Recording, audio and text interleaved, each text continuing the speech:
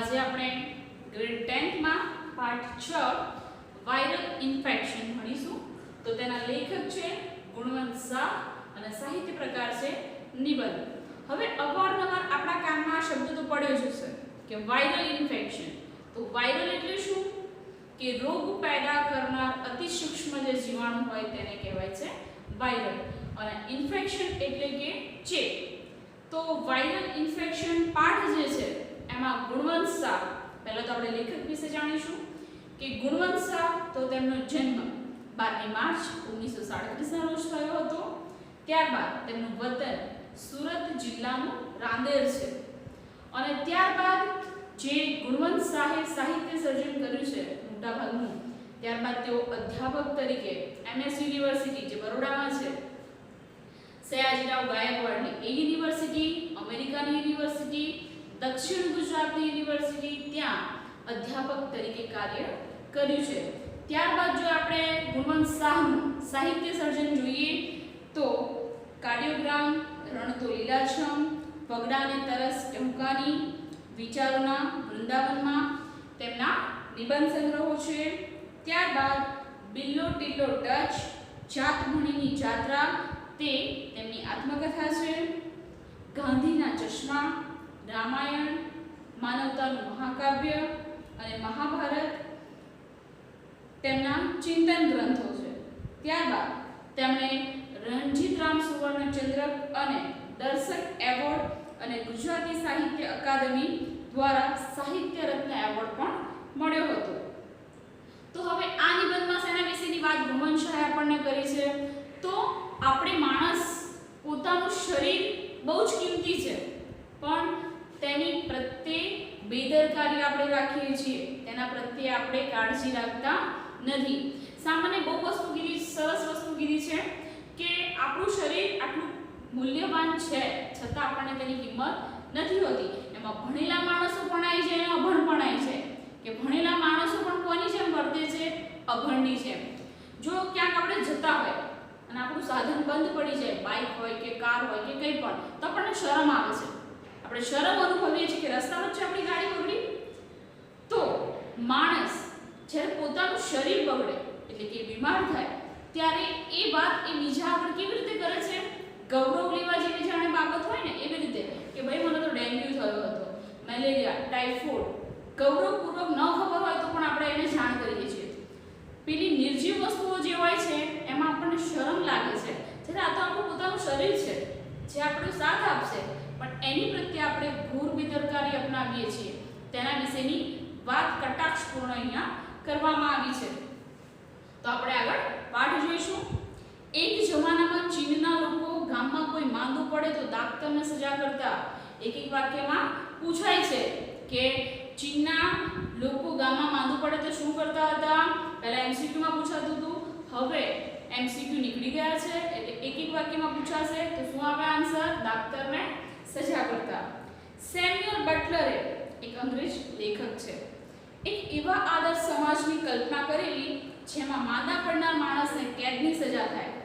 બર્ટ્રાન્ડ રસેલે એ British philosopher છે, એક નિબંધમાં ભારે ગમ્મત કરી છે। ગમ્મત એટલે કે રમૂજ, સાથે આપણે શબ્દાર્થ પણ જોઈશું। ગમ્મત એટલે કે રમૂજ।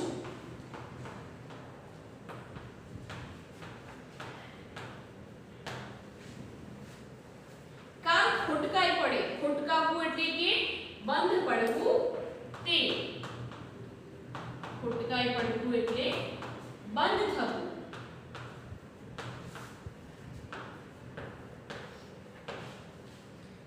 માં પડે તો એનો માલિક થોડુંક શરમાય છે, પરંતુ માણસ પોતાનું શરીર ખોટકાય તેની વાત બીજાઓ આગળ ગૌરવપૂર્વક કરે છે। ગૌરવપૂર્વક એટલે કે આદર સાથે કરે છે। જો પહેલા પેરેગ્રાફમાં આપણને શું કીધું છે કે ચીનમાં જ્યારે કોઈ માણસ માંદું પડતું ને ત્યારે ડોક્ટરને સજા કરવામાં આવતી।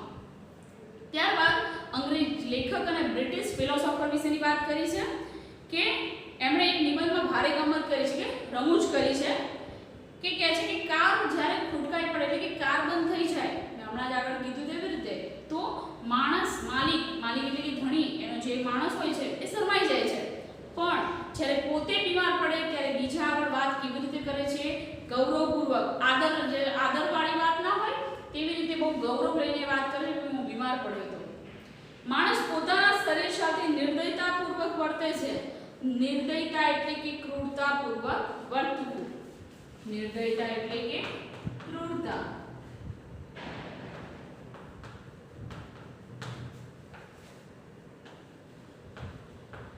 નિર્દયતા એટલે કે ક્રૂરતા.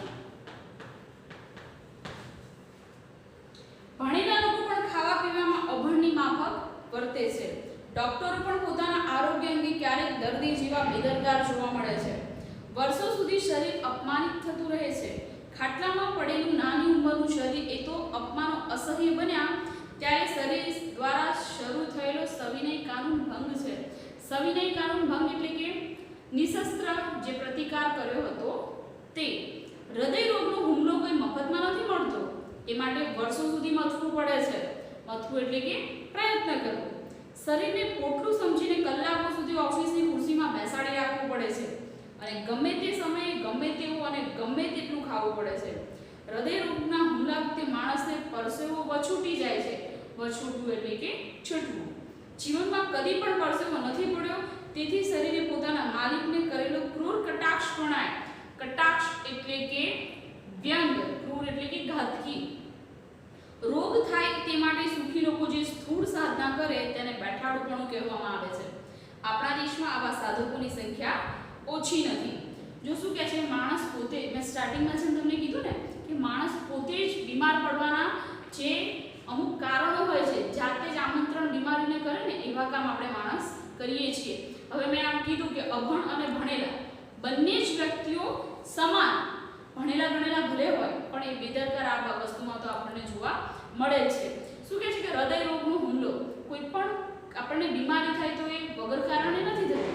કહે છે ને કે ઘણા બધા માણસ બેઠાડું જીવન, કે અત્યારે ઘણી બધી સુવિધાઓ આપણા ઘરમાં આવી ગઈ છે. પહેલાના સમયના લોકો ઘણી બધી મજૂરી કરતા હતા, મહેનત કરતા હતા, પરસેવો વળતો તો ત્યારે એ લોકો કોઈ પણ મજૂર વર્ગ જો તમે જે ઘડિયા કામ કરતા હશે, એટલી બધી બીમારી, જે એસીની ઓફિસમાં કામ કરીએ આપણે ત્યારે જે બેઠાડાપણું આપણામાં જે આવી જાય છે એ જ બધું બીમારીનું કારણ હોય છે. જો મહેનત કરીએ તો ખરેખર કોઈ વસ્તુ આપણને એટલી જલ્દી બીમારી થાય નહીં.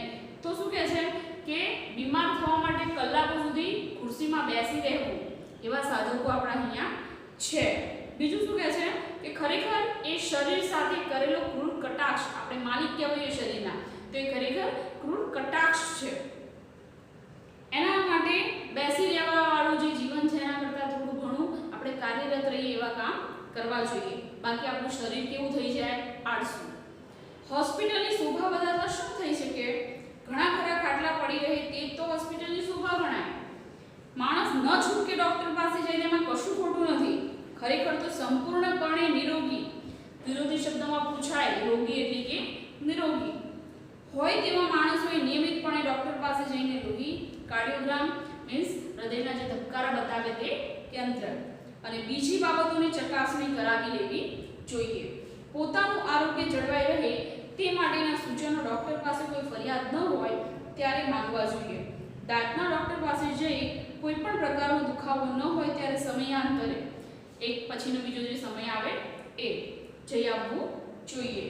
ડોક્ટર રોગની જાળવણી માટે છે કે આરોગ્યની? આ પ્રશ્ન ડોક્ટરોની કમાણી પર સીધો પ્રહાર કરનારો છે. ઓપીડીમાં કીડિયારો ઉભરાય.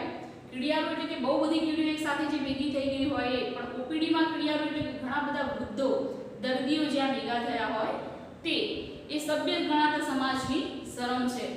અનાથાશ્રમમાં બાળકોને ઘરડા ઘરમાં વૃદ્ધોની સંખ્યા વધે એ કંઈ તંદુરસ્ત સમાજની નિશાની નથી.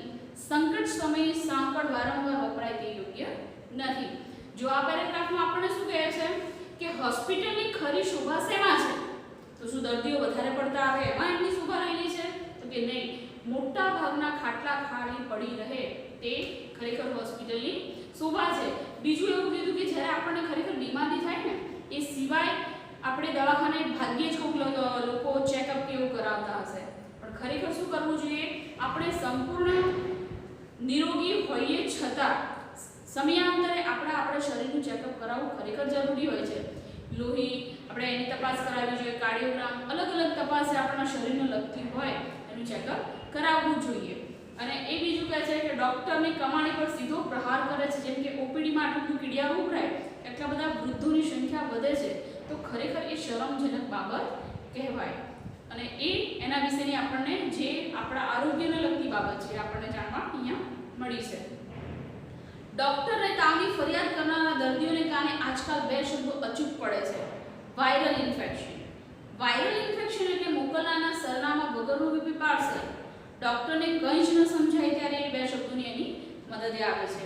ડોક્ટરોનો એમાં કોઈ જ વાંક નથી જે દેશમાં જાહેર આરોગ્ય આટલું પાંગડું એટલે કે નબળું, અપંગ હોય, નિર્બળ. પાંગડું એટલે કે નબળું, અપંગ. નબળું હોય ત્યાં ઢગલાબંધ વસ્તીમાં જથ્થાબંધ મહામારી હોવાની જ. આ મહામારી એટલે કયો રોગ થાય? કોલેરા. જ્યાં ઇન્સાન અને ઉકરડો એટલે કે જ્યાં કચરો નાખવામાં આવે છે તે અડખે પડખે એટલે શું થાય? આજુબાજુ મળી સમજીને રહેતા હોય ત્યાં હોસ્પિટલો પણ ગંદી હોવાની. સ્વચ્છ હોસ્પિટલો વધારે પડતી મોંઘી હોય છે અને સ્વચ્છ હોસ્પિટલમાં લીલા પાટે પર સુંદર લખાણ હોય છે જે થોડે દિવસે બદલાતું રહે છે. જો શું કહે છે કે વાયરલ ઇન્ફેક્શન એટલે કે સરનામા વગરનું બીપી પાર્સલ. હવે આપણા ઘરે પાર્સલ આવે કે આપણે કોઈને મોકલી દઈએ ને સરનામું જરૂરી છે, તો એ શું કહે છે કે નોંધ્યા વગરના જે મહેમાન હોય ને એવી બીમારી. લેખક આપણને એવું કહેવા માંગે છે.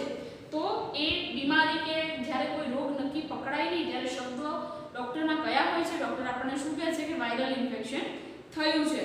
અને શું કહે છે કે શાના કારણે આ બીમારી, કારણ કે આપણું અહીંયા જાહેર આરોગ્ય ખાતું એટલું પાંગડું છે એટલે કે નબળું છે. શેની માટે? કે ઉકરડો અને ઇન્સાન એટલે કે માણસ અને કચરો. આપણે બધા જાણીએ છીએ કે સ્વચ્છ વસ્તુ દરેક સ્વચ્છતા રાખવી આપણી ફરજ છે, છતાં જ્યાં ત્યાં કચરો નાખેલો.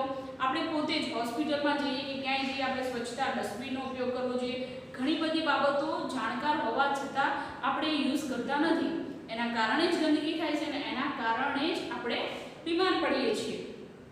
અને શું કહે છે કે મોટાભાગના લોકો જે મોંઘી હોસ્પિટલ હોય છે એમાં જઈ શકતા નથી, અને જ્યાં જે સસ્તી હોસ્પિટલમાં જવા જાય છે તો ત્યાં ગંદકી તો આપણને જોવા મળશે જ, કારણ કે એ ગંદકી આપણે લોકો જ ઊભી કરતા હોઈએ છીએ. ભારતની પ્રજામાં ગંદકી પ્રત્યે જે શુભ હોવી જોઈએ, શુભ એટલે કે ચીડ, તે ઝાઝી જોવા મળતી નથી. ઝાઝી એટલે કે વધારે.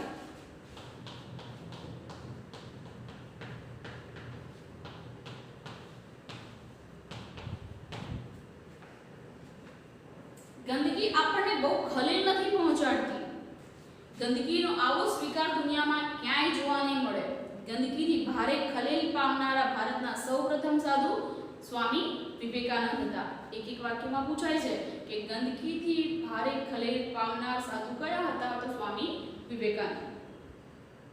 ગરીબી અને ગંદકી વચ્ચેના બહેનપણાને કારણે મીન્સ કે મિત્રતા. આપણી હોસ્પિટલોમાં ઢગલાબંધ દર્દીઓ બણબણતા રહે છે. વેદ, ઉપનિષદ અને ગીતાના વારસા અને વૈભવ અંગે ગૌરવ લેનારી આપણી પ્રજાનો બહુ મોટો વર્ગ અભણ છે. આપણે ત્યાં રોગ નિયમ છે અને આરોગ્ય અપવાદ છે. સભ્ય સમાજમાં એથી ઉલટી પરિસ્થિતિ હોવી જોઈએ, એટલે કે વિપરીત. ગાંધીજી માંદગીને લગભગ અપરાધ ગણતા અને પોતાની માંદગીને તો આધ્યાત્મિક ભૂલ તરીકે જ જોતા. જો શું કહે છે કે બીજા બધા ઘણા દેશો છે કે જ્યાં આપણને ગંદકી એકદમ ચોખ્ખાઈ જોવા મળે છે, પણ ભારતમાં ગંદકી હોવા છતાં ભારતમાં જે માણસો વસે છે ને એમાં ગંદકી પ્રત્યે સહેજ પણ સૂગ એટલે કે ચિત્રી ચડતી કોઈને નથી. તો કેમ? કારણ કે ગંદકી કરનાર કોણ છે? એ જ ભારતના માણસો છે.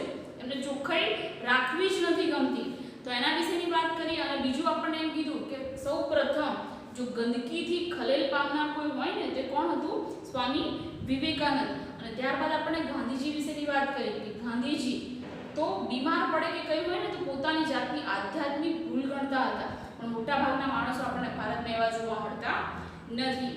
અને ઘણો બધો આપણને વારસો બહુ સારો એવો મળ્યો છે. વેદ, ઉપનિષદ, ગીતા, આપણો ધર્મગ્રંથ બધાનું આપણે સારું એવું વાંચન અને આપણે યોગ્ય અમલ એનું કરતા હોઈએ છીએ. વાતો એ સંસ્કારો શીખતા હોઈએ છીએ, પણ ખરેખર જે શીખવા જેવી વસ્તુ છે સ્વચ્છતા રાખવી એ શીખતા નથી. હવે નેક્સ્ટ વિડીયોમાં આપણે એનો આગળનો પાર્ટ જોઈશું.